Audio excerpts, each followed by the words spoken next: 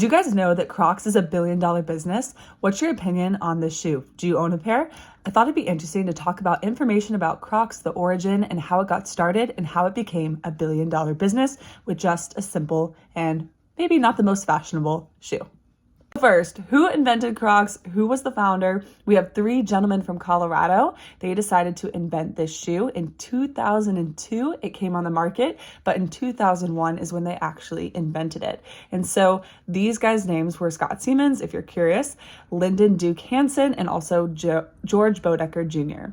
Now, they were inspired by the Dutch clogs. So what is the origin of this? And actually, you might think that it was just a random shoe and it has these holes and it's ugly and stuff, but there was actually some intentionality and some intentional and purposeful design for these shoes. Were these Crocs originally designed to be fashion shoes and to be worn by millions and millions of people around the world? Not necessarily. They were actually designed and inspired to be boating shoes. They were inspired by Dutch clogs, and then they were going to be boating shoes to be easy to take on and off. And that might explain why the material is the way that they are. There's actually 13 holes, which is very specific and for a specific reason, which we'll talk about later. But it was so intentional and so crazy.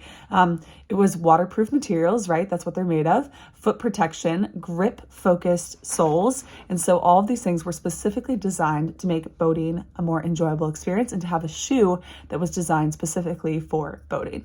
You ever heard of patents? And so typically if you invent something, you can get a patent on it and you can protect that product. And so Crocs, actually, the material that it's made of is actually patented. And so this is a key part of why Crocs is the way that it is and why it's hard for someone to compete with Crocs, because it's patented on the material that makes it so great. It's not just the design. So maybe people could copy the design, but specifically the material. And so it's actually made from Croslite, and it's a specific foam, which is closed-cell resin, and it's not plastic and it's actually not rubber, and it is a really, really durable product that's also comfortable.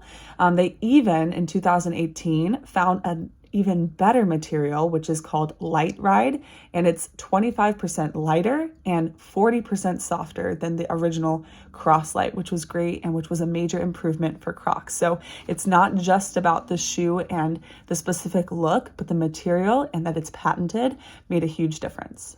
So now we know a little bit more about Crocs and its background, but what about the name? Why was it called Crocs? And so you might guess it actually was inspired by crocodiles. And so it was meant, this shoe, to be for land and for sea. And so crocodiles are able to be on land and on the sea. And so that's simply where it came from. And then they shortened it and made it a more catchy name and simpler, Crocs.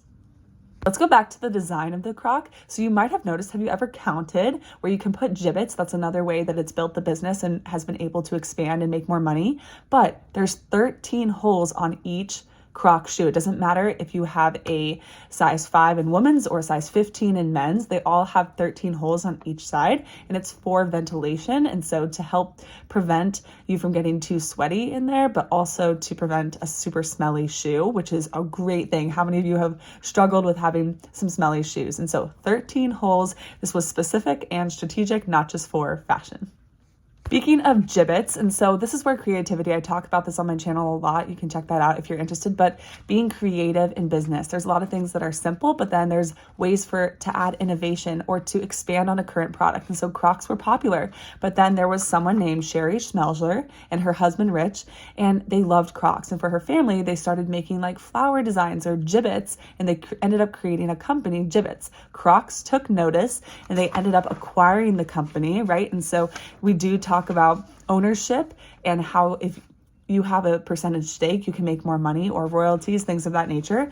And so they acquired it in 2006 for $10 million with another $10 million promised if the sister company met the earning goals, which they did. 15 years later, this Jibbitz charms, they're still a major part of the Crocs empire. And so that's super cool. So Crocs actually didn't invent Jibbitz. So you guys might get Jibbitz, especially for your kids, or if you are teenagers, things of that nature, they really like it. It's a way to personalize your Crocs. And I think that was a key part of the business, is not just the comfort of the shoe and the ease of the shoe, and then also how it became really popularized in fashion and convenience, but that you could personalize it and make it your own. But that also means more profit, more money, and more things to buy with the Crocs.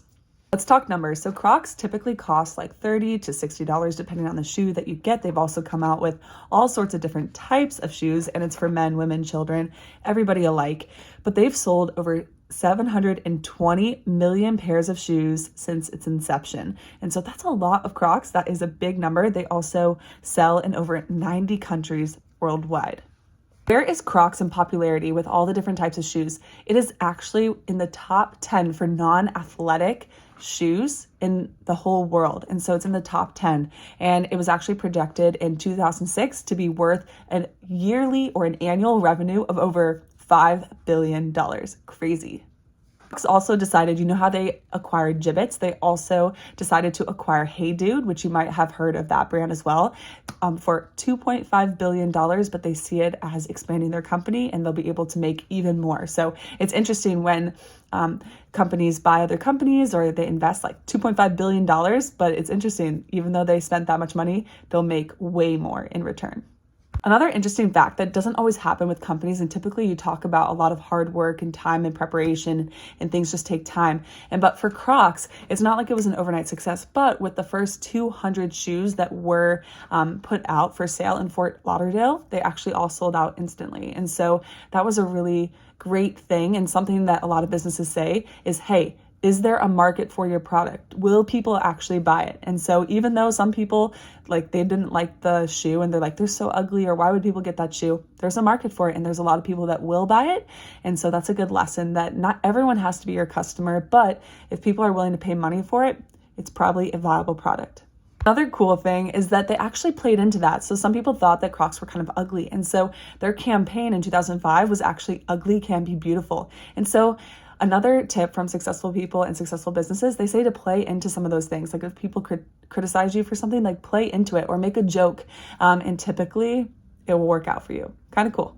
Crocs also reached out to celebrities, and so there's a lot of people like with influencers or different things, but a lot of different celebrities ended up working with Crocs and ended up helping promote this product. And so that's a big thing, to have customers leave good reviews and actually like the product, and they're like, hey, I know you think these are ugly, but they're actually really awesome shoes. They're super comfortable. They're easy for my kids to put on. They work really well, etc. And so especially when you can expand out and have more people and people who have more influence, they can help to expand and grow the company. And so a lot of companies look for people who can help grow their product. And so celebrities did that for them.